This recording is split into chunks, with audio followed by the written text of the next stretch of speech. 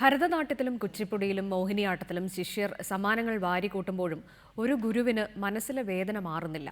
കേരളം ഒരു കലാരൂപത്തോട് കടുത്ത അനീതി കാട്ടുന്നതാണ് ഗുരു ഭരതാഞ്ജലി മധുസൂദനനെ വേദനിപ്പിക്കുന്നത്. മധുസൂദനൻ പറയുന്നത് കേരളത്തിന്റെ സ്വന്തം കേരള നടനത്തെക്കുറിച്ചാണ്.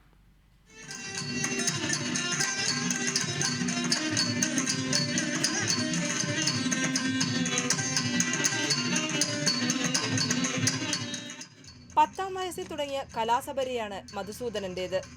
നീണ്ട 22 വർഷമായി കല ഒരു തപസ്സായി കൊണ്ടുപോകുന്നു. ഓരോ നൃത്തവും അതിന്റെ പൂർണ്ണാർത്ഥത്തിൽ ആസ്വാദകരിലെത്തിക്കണം എന്ന ചിന്താഗതിക്കാരനാണ് ഈ കലാകാരൻ.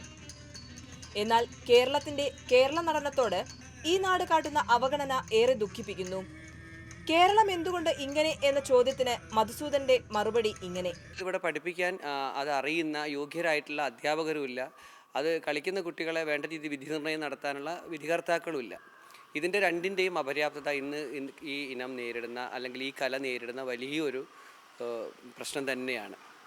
കലോത്സവത്തിൽ ഉൾപ്പെടുത്തിയത് മാത്രമല്ല കാരണം, മധുസൂദനൻ കൂട്ടിച്ചേർത്തു. കേരളത്തിൽ തന്നെ വിരലെണ്ണാവുന്ന വളരെ കുറച്ച് അധ്യാപകരെ ഇതിന് വളരെ സിസ്റ്റമായിട്ട് കൈകാര്യം ചെയ്യുന്നവരുള്ളൂ.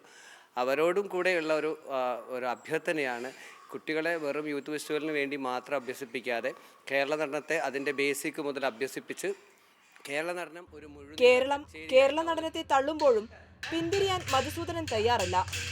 ഇന്ത്യ മുഴുവൻ യാത്ര ചെയ്ത് ഈ കലാരൂപം ജനങ്ങളിലെത്തിക്കാനുള്ള നിസ്വാർത്ഥ പരിശ്രമത്തിലാണ് നാട്യാചാര്യൻ. കേരളീയ കലകളോട് മലയാളികൾ കാണിക്കുന്ന താല്പര്യമില്ലായ്മ പ്രകടമാണ്. അത് വ്യക്തമാകുന്ന രീതിയിലാണ് ഒഴിഞ്ഞുകിടക്കുന്ന ഈ കസേരകൾ.